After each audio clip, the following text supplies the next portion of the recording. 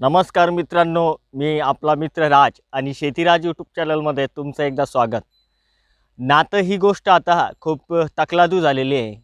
नातं हे सुईच्या टोकासारखं झालेलं आहे. अहंकार सगळ्या नात्यामध्ये भरलेला आहे. तुम्ही किती जरी केलं तर ते कमीच पडतंय असं नातं आता दाखवायला लागलेलं आहे.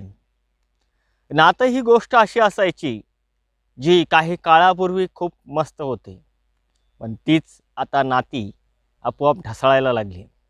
जसं पत्त्याचा जो बंगला असतो आणि त्या पत्त्याच्या बंगल्याला जर आपण बनवलं आणि एकदम जर फॅन चालू केला तर ते जसं कोसळतं, तसंच नातं आता कोसळायला लागलं आहे.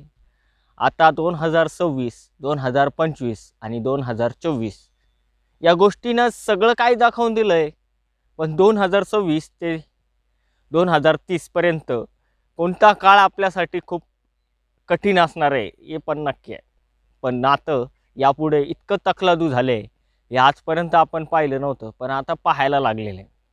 माणूस या जीवनामध्ये जिवंत असताना काय काय शिकतो आणि मेल्यानंतर आपल्याला सोबत किती गोष्टी आपण केलेल्या आहे हे तर आपण नंतर पाहू शकत नाही.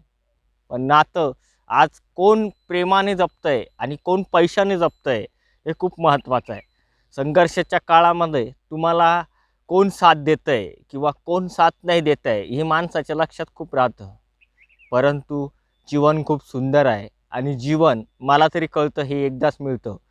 त्या एकदा जीवन मिळालेल्या संघर्षामधून आपण इतकं का कठीण बनलो आहे की नातं हे तिथपुरतेच ठेवायचं जिथपर्यंत ते गरज आहे. ज्या नात्यामध्ये कसं आहे माहीत आहे का, ज्यावेळेस गुलाबाच्या फुलाचा वास येतो तोपर्यंत ते जवळ असतं. नंतर त्याचं सुकलं आणि त्याचा वास गेला तर ते कचऱ्याच्या डब्यात जातं. हे तितकं शोकांती गोष्ट आहे. तसं नात्यामध्ये नसावं, कारण जीवन हे एकदाच भेटतं. साथीसुद्धा एकदाच भेटतो. आयुष्यसुद्धा एकदाच भेटतो. भाऊसुद्धा आयुष्यात एकदाच भेटतो.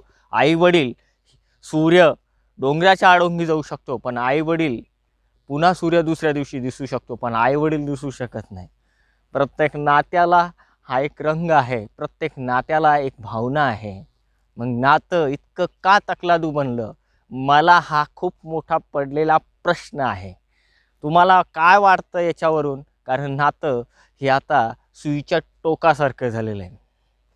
दिसेन तिथेच काम करायचं, जिथे नाही दिसणार तिथे काम नाही करायचं. पहिल्या पायरीने आपल्याला टोकावर नेऊन ठेवलं, त्याचं भान आज सगळेच विसरले. नातं हे नातंच राहिलं नाही. प्रत्येकजण भावनेच्या आहारातून संपत चाललं आहे.